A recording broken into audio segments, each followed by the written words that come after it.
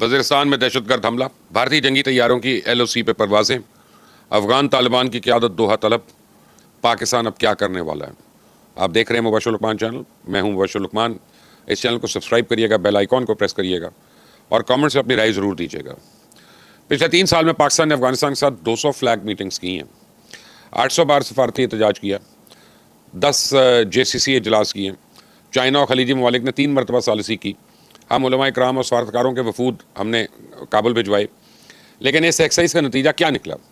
अफगानिस्तान से दरअंदाजी आज भी ख़त्म नहीं हुई है और आए रोज़ सरहद पार आने वाले दहशतगर्द हमारी अस्करी तनसीबात को निशाना बना रहे हैं, हमारे जवानों का खून बहा रहे हैं। तो अफगान तालिबान की बदनीयती का अंदाज़ा आप इस बात से लगा लें कि परसों खुद इन लोगों ने सीज़ फायर की दरख्वास्त दी।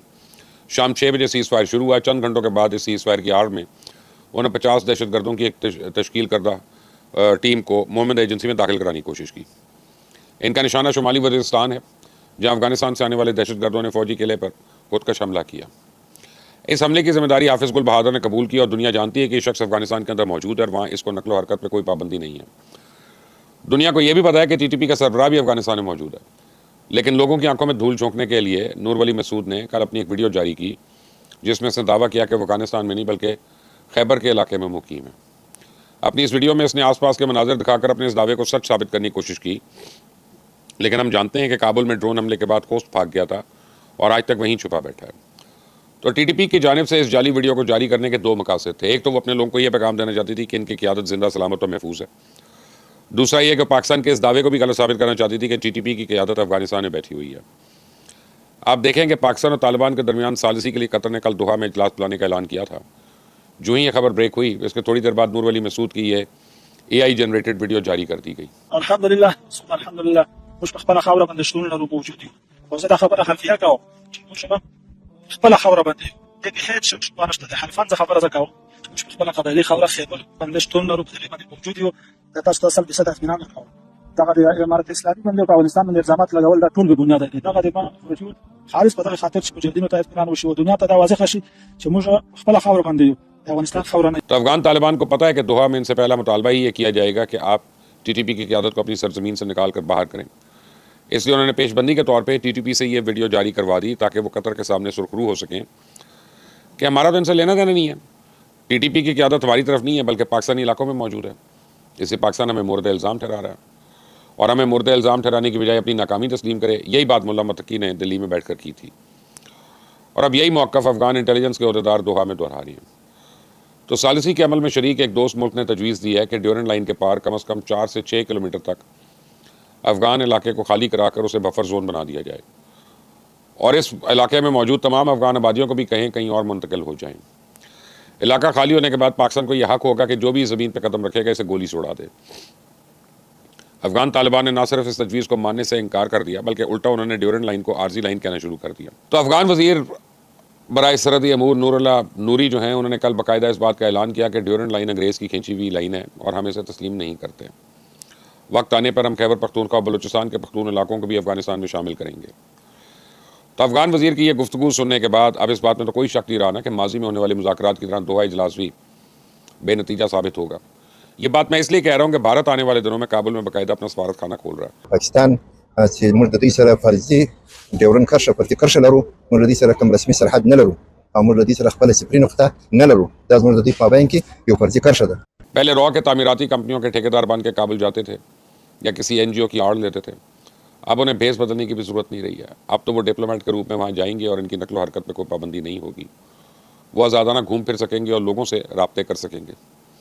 तो अफगान तालिबान को अपने ताउन का यकीन दिलाने के लिए भारत ने पाक अफगान झड़पों पर तशवीश का इजहार करना शुरू कर दिया। सुने ज़रा भारतीय वज़ारत ख़ारजा का तर्जुमान किस तरह का गुस्से का इजहार कर रहा है। Pakistan is infuriated with Afghanistan exercising sovereignty over its own territories.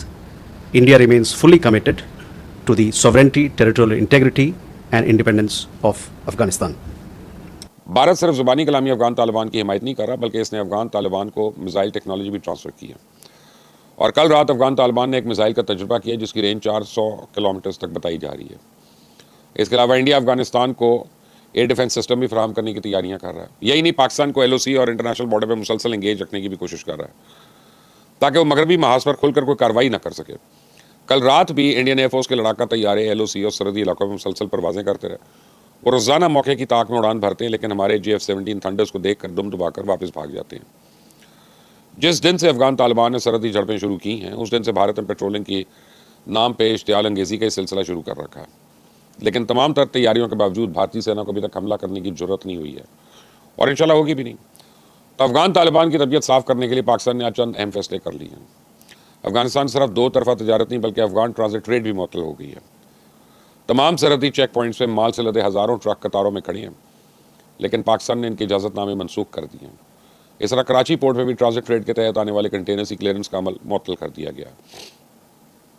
आगे सर्दी आने वाली है और अफगान तालिबान को पता है कि तजारती रास्ता ना खुले तो फिर काबुल और कंधार में ना आटा मिलेगा, ना तेल और गैस। तो मुल्ला मुत्तकी ने दिल्ली में बैठकर कहा था कि हमारी सरहदें 5 मुल्क से मिलती हैं, हमारा किसी और हमसाये को हमारे पे एतराज़ नहीं सिवाय पाकिस्तान के। मुल्ला मुत्तकी को मेरा चैलेंज है कि अब जाए ना अपने बाकी हमसायों के पास, मैं देखता हूँ कि वो उनके लिए कैसे अपनी सरहदें खोलते हैं। ईरान अभी करमान में होने वाली दहशतगर्द हमले को नहीं भूला। इसराइली हमले के दौरान अफगानियों ने जो कुछ वहाँ किया उसे वो भी याद है। रशिया को भी पता है कि मॉस्को में दहशतगर्द हमलों के पीछे कौन था। सेंट्रल एशिया की रियासतों ने भी इस तवील अरसे से अफगानों का दाखिला बंद कर रखा है।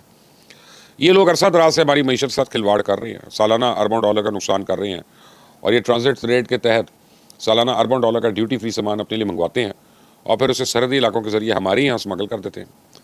पाकिस्तान जब भी ट्रांजिट ट्रेड पर सख्ती करता है या स्मगलिंग रोकने की कोशिश करता है तो इसमें पाकिस्तान में इनके हरकारे रोना पीटना शुरू कर देते हैं। लेकिन अब इनका वावेला काम नहीं आएगा।